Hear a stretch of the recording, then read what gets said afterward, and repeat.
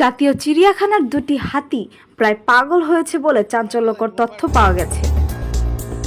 গত রোজার ঈদের সময় মানুষ হত্যা করেছিল যে রাজা বাহাদুর নামের হাতি, সেটিও এর মধ্যে রয়েছে, যা দর্শনার্থীদের জন্য ভয়াবহ একটি বার্তা বলে মনে করছেন চিড়িয়াখানা কর্তৃপক্ষ।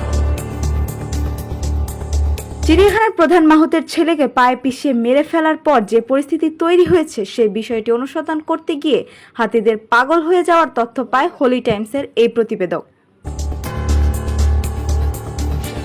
নির্ভরযোগ্য একটি সূত্র জানিয়েছেন, বহিরাগত দুটি হাতি এবং চিড়িয়াখানায় 3টি নিজস্ব হাতি মিলে মোট 5টি হাতি নিয়ে জাতীয় চিড়িয়াখানার হাতিশাল তৈরি করা হয়েছে। গত রোজার ঈদের দিন 18 বছর বয়সী জাহিদ নামের যে ছেলেটিকে রাজা বাহাদুর নামের হাতিটি নির্মমভাবে পায়ে পিষে মেরে ফেলেছিল, সেটি ছিল বহিরাগত হাতি।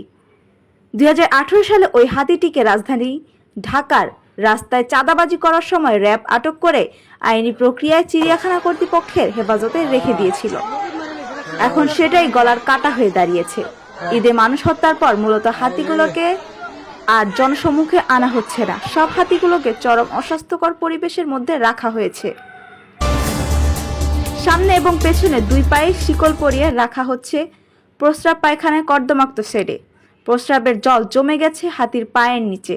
কিলবিল করছে নানা পোকামাকড়, পুটি, দুর্গন্ধ। হাতিগুলো দিনের পর দিন ঘুমাতে পারছে না সেই পচা জলের মধ্যে। চরম বিরূপ পরিবেশে দাঁড়িয়ে থাকতে থাকতেই হাতিগুলোর মানসিক বৈকল্য দেখা দিয়েছে এবং চরম রাগান্বিত অবস্থার মধ্যে রয়েছে বলে জানিয়েছেন একজন মাহুত।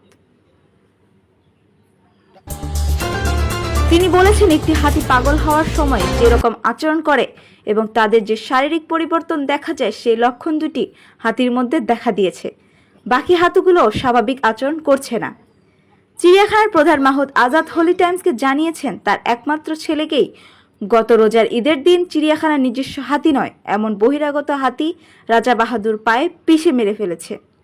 মাত্র 3 মিনিটের জন্য তিনি বাথরুমে যাওয়ার মধ্যেই এই মর্মান্তিক মৃত্যুর দুর্ঘটনা ঘটে। তিনি বলেন, আমি মাস্টার রোলে দিনমজুর হিসেবে হাতি লালন পালন করি। চিড়িয়াখানায় 5টি হাতির জন্য কমপক্ষে 10 জন মাহুত দরকার। Top news 24, Anika Rahman, Dhaka. মারা গেছে। ও মাই গড, বড় ছেলে মানে বাবার সাথে আইসা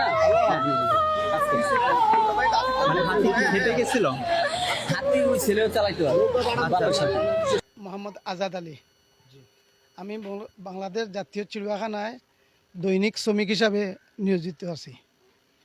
এখন ঈদের দিন, এই রোজার ঈদের দিন সকালে 11টা বাজে ফুল 11টা বাজে হাতির করছি, হাতিরগুলা বাইরে লিয়ে গেছি।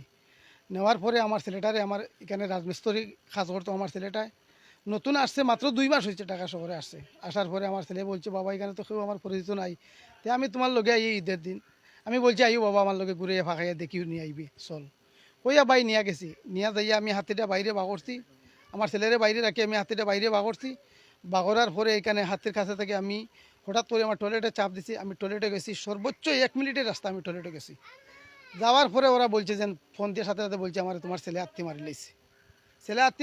মারার পরে তো ভাই আমি তাড়াতাড়ি এখান থেকে দৌড়িয়ে আসছি। মনে করি 10 সেকেন্ড লাগছে আমি এখান থেকে আমার ছেলের কাছে আইয়া দেখছি আমার ছেলে শেষ, সাথে সাথে মারা গেছে। আচ্ছা আজাদ ভাই, আমরা ওই সময় যে সংবাদপত্রের যে নিউজগুলো আসছে, প্রচার হয়েছে, আপনার ছেলে নাকি ফুটবল নিয়ে ওই হাতির সাথে খেলা করছিল, এগুলা সব মিথ্যা ধারণা, এগুলা সবই মিথ্যা।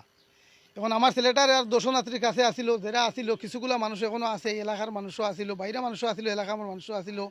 আমার ছেলেটা শুধু দর্শনার্থীর কাছে দাঁড়াইয়া আসিল।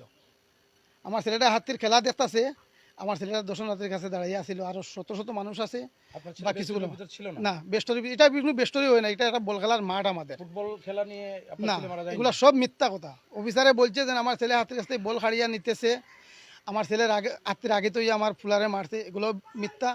আর হাতির বলছে যে হাতের খাঁচার ভিতরে ঢুকাইছি আমি, হাতের খাঁচার ভিতরে মারছে, এগুলো সব মিথ্যা।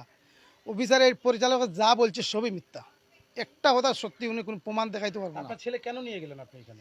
ঈদের একটা দিন ভাই, আমার ছেলেটা আইসে, আজকে 2 মাস হয়েছে এখানে রাজমিস্ত্রি কাজ করে। আমার সংসারটা চলে না, আমি অভাবী সংসার, গরিব মানুষ। আমার 2-2.5 লক্ষ টাকা 3 লক্ষ টাকার মতো ঋণ আছে, আমি বিভিন্ন কারণবশতে এখন আমার ছেলেরে বলছি রে বাবা এখন আর আমার অক্ষম হয়ে গেছে, আস তুই এই আসা আমার একটু রুজি করি, আমার একটু সহযোগিতা করিয়া দে।